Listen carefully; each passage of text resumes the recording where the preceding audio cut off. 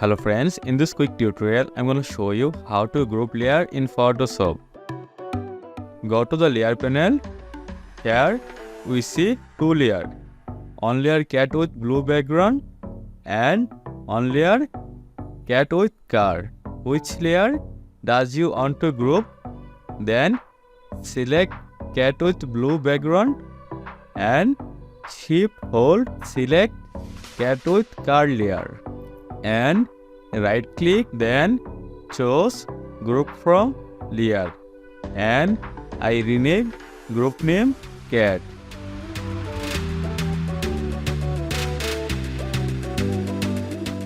Here we see group layer.